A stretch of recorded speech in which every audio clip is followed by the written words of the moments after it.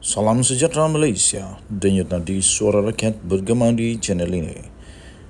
Jangan lupa tekan butang subscribe, like dan share. Malaysia kita punya, cintai Malaysiaku, kita jaga kita.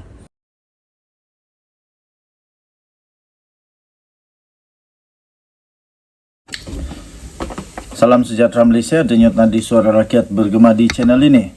Sanusi ditahan polis sekali lagi. Ini perkembangan pilihan raya negeri PRN yang terbaru, iaitu dikabarkan persoalan ialah Sanusi ditahan polis sekali lagi. Menteri Besar Kedah Datuk Seri Muhammad Sanusi Mat Noor dikatakan ditahan polis pada petang Sabtu. Menerusi rakaman video sebuah program di Padang Serai, seorang individu lelaki yang dipercayai iaitu ahli PAS memaklumkan Sanusi tidak dapat menghadirkan diri atas faktor keselamatan. Keselamatan apa pula tu? Panglima Perang kita katanya itu Sanusi tak dapat hadir petang ini kerana isu keselamatan. Beliau sebenarnya telah datang lokasi program separuh jalan. Tetapi disebabkan isu serius, maka beliau tidak dapat hadir bersama kita. Namun beliau janji untuk hadir pada waktu yang lain katanya. Tambahnya lagi, insyaAllah walaupun Panglima Perang kita tidak dapat hadir, kita tetap menyokong PN. Bila dia iaitu Sanusi umum tarik yang baru hadir semula, semua akan datang beramai-ramai. Memetik ucapannya menerusi video berkenaan. Sementara itu, sumber Astro Awani pula memaklumkan penahanan terhadap Sanusi itu dibuat oleh polis dari Bukit Aman. Astro Awani bagaimanapun sedang menantikan perkembangan selanjutnya bagi mengesahkan tangkapan berkenaan. Menteri Besar Kedah itu juga baru-baru ini dilihat telah menerima pelbagai bentuk serangan ketika kempen pilihan raya negeri PRN. Dalam masa yang sama, pengarah pilihan raya PN itu juga tampil membuat beberapa bentuk pendedahan terhadap pihak lawan. Tuan-tuan dan puan-puan, sebelum ini Astro Awani melaporkan polis menahan Sanusi untuk menghadapi pertuduhan di mahkamah mengikut akta hasutan. Penahanan dibuat pada sekitar jam 3 pagi oleh pasukan Unit Siasatan Jenayah Terkelas USJT D5 dan bahagian anti maksiat, perjudian dan kongsi gelap D7 Jabatan Siasatan Jenayah Bukit Aman di Mon Kiara. Denyut nadi suara rakyat bergema di channel ini. Kalau kena tangkap, terus terang sajalah. Tak payahlah cakap tentang isu keselamatan lah apalah. Terus terang saja, kalau dia kena tangkap sekali lagi, dia kena tahan sekali lagi, terus terang saja pada ahli-ahli semua yang dengar. Janganlah nak sembunyi-sembunyi. Pertama. Kedua, kena terangkan dengan teliti, dengan jelas, dengan bertanggungjawab kenapa beliau ditangkap. Jangan sampai seolah-olah beliau menjadi mangsa pula, sedangkan itu semua hasil kerana perbuatan sendiri. Hasil kerana keceluparan, hasil kerana tak pakai cukup akai, sehingga ikut syok mulut dia cakap. Jadi, jangan sampai selepas ini dituding-tuding jari pula. Kononnya ini salah, dipakailah, Anwar pakai keselamatan lah, macam-macam lah. Tapi yang sebenarnya berlaku ialah beliau ditahan kerana dalam akta hasutan. Dan jelas sekali pada penangkapan yang lalu itu jelas sekali beliau telah pun menyentuh isu 3R. Ini bukan tentang politik tetapi tentang isu 3R. Ia tak ada kena mengena dengan politik. Jadi kita tengoklah kali ini adakah Sanusi, apalagi masalah yang Sanusi timbulkan ini, apalagi yang dia buat ini. Aduh. Kita harap-harap beliau dapat terus berkempen. Janganlah anda tangkap sampai lama-lama. Okey, kita jumpa lagi. Bye-bye. Salam sejahtera Malaysia. Selamat pagi tuan-tuan dan puan yang dihormati sekalian.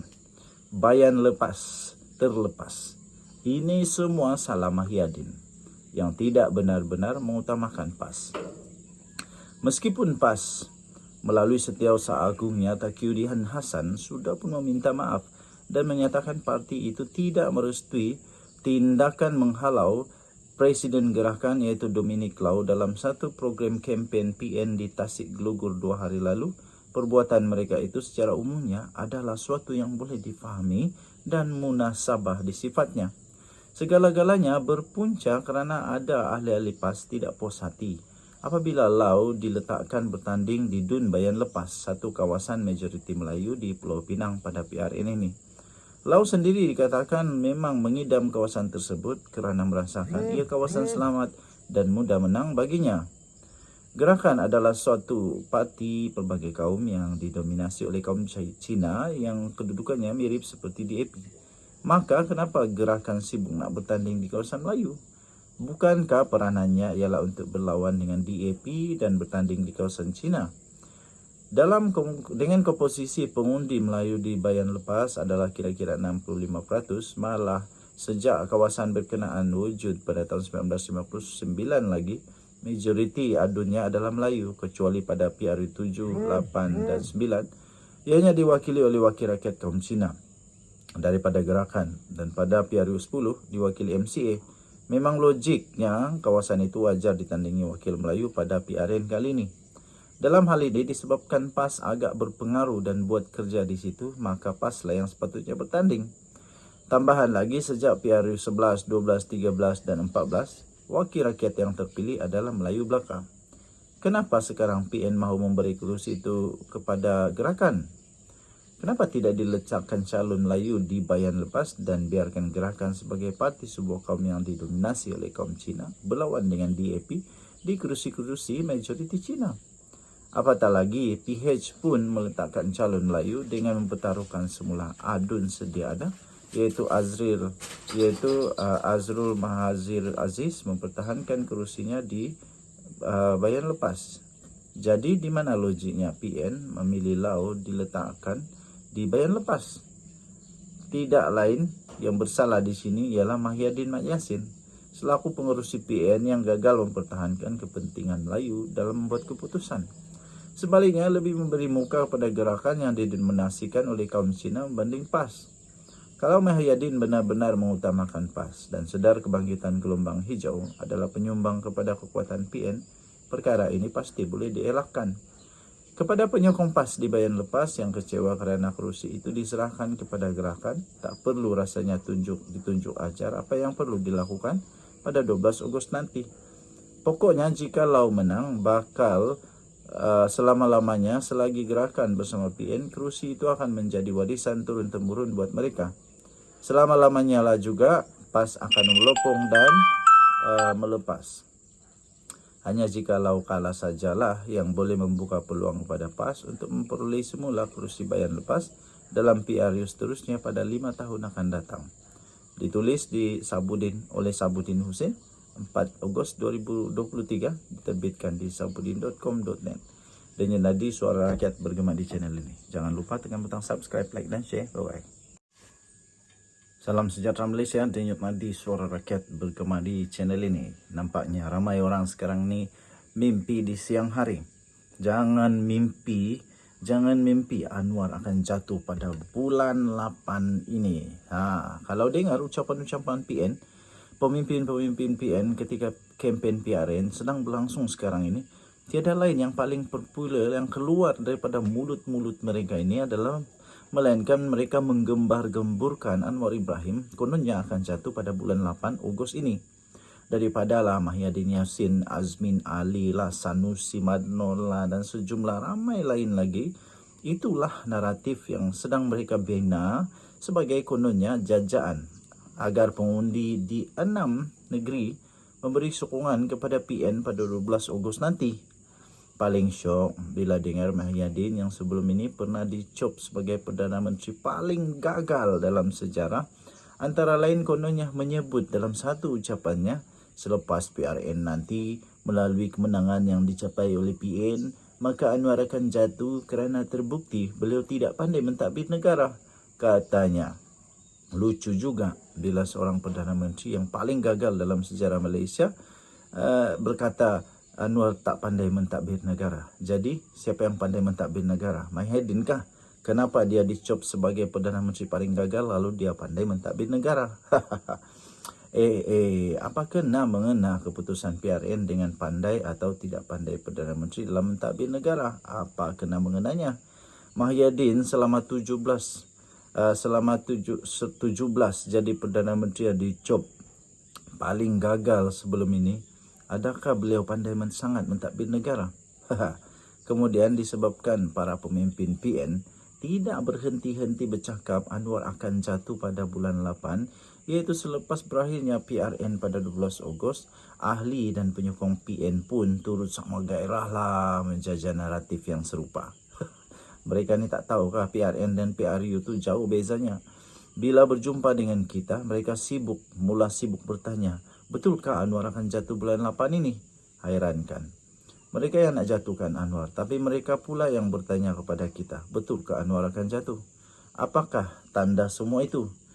Ini tidak lain tidak bukan hanya menunjukkan bahawa mereka sendiri tidak pasti sama ada Anwar akan jatuh atau tidak. Persoalannya, macam mana Anwar boleh jatuh atau boleh dijatuhkan selepas berakhirnya PRN nanti? Lucu. Berkurangkah majoriti 2/3 atau kedudukan 148 ahli-ahli parlimen yang menyokong kerajaan perpaduan daripada dulu yang Maha Mulia Seri Paduka Baginda yang di-Pertuan Agong, kerajaan perpaduan ini, dan Anwar, katalah jika PN menang 4 atau 5 negeri pada PRN nanti, apa kena mengenanya dengan 148 ahli parlimen ini? Malah kalau ke-6 negeri sekalipun berjaya disapu bersih oleh PN, celah mana Anwar boleh tumbang kerananya? Pertama, PRN adalah bertujuan untuk membentuk kerajaan negeri, bukan menentukan jatuh bangun Perdana Menteri. Suara atau undi adun tidak laku di parlimen dan oleh itu tiada keputusan PRN yang boleh menyebabkan jatuhnya Anwar.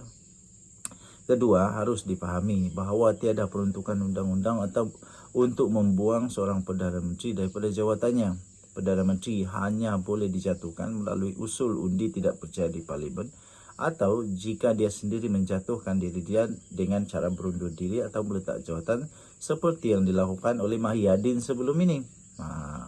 Selagi seorang Perdana Menteri itu tidak dijatuhkan melalui usul undi tidak percaya di parlimen atau beliau sendiri meletak jawatan, dia akan terus kekal sebagai Perdana Menteri sehinggalah parlimen dibubarkan.